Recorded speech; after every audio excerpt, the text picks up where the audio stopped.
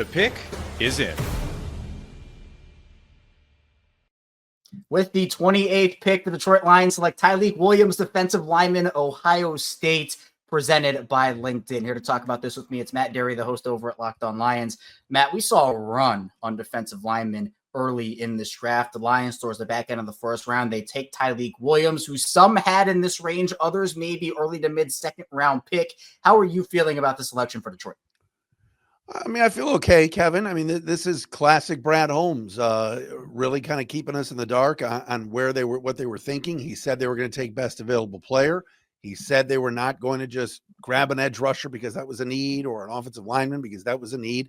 They were going to stick with best player on their board.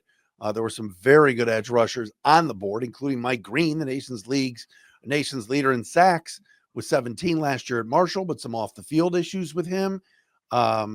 Kind of kept the Lions away. Jihad Campbell also would have been a great fit.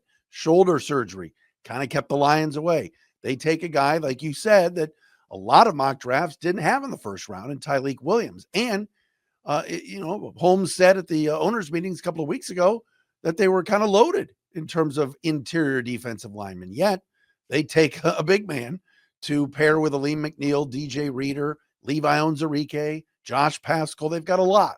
But if this is the guy that they have graded the highest, that's where they were going, and that's what they did. Talk to me about Detroit's defensive line rotation now with Tyleik Williams in there. Obviously, Detroit is looking to build off of last season and hopefully make a Super Bowl run. How does Tyleik Williams help that defense out in achieving that? Well, I mean, I think he's going to be playing a lot, at least in September, next to DJ Reader at, kind of at that nose tackle spot, because he's got a Aleem McNeil type body. He is a very good run stuffer, 8th best run stuffer in college last year, according to Pro Football Focus. But what's interesting is what happens when Aleem McNeil comes back in October or November from his ACL? What if DJ Reader's playing well on the last year of his deal? Does this mean that Reader could be a June 1st cut if they've got Tyleik Williams, if they've got Levi Onwuzurike back? I mentioned Paschal before, Roy Lopez, who they signed from the Cardinals. They've got a lot going on the interior, and I think fans would probably be a little bit surprised that it was an interior defensive lineman and not an edge.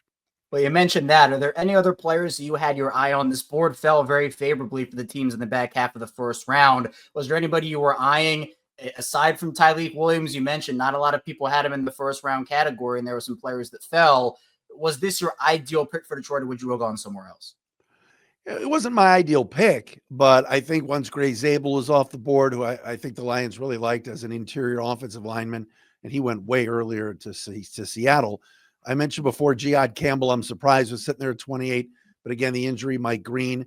I think Donovan Ezeraku was somebody they considered, just a tremendous character guy. Nick Scorton, another great character guy. Both those guys, Scorton and Ezeraku, edge rushers. But I know I'm a broken record here, Kevin. This is the best player on their board, and that's what they did. They went out and got a guy in Tyleik Williams that really is smart, knows where the football is, has great eyes, great movement for a big man. And Brad Holmes likes drafting Big Ten players, and he likes drafting interior linemen, whether it's on offense or defense. So he's bolstering that line. And if Aleem McNeil's health is not great, and maybe coming back from that torn ACL takes longer, this kid will get plenty of reps. For continuing coverage of the Detroit Lions, subscribe to Locked On Lions wherever you get your podcasts.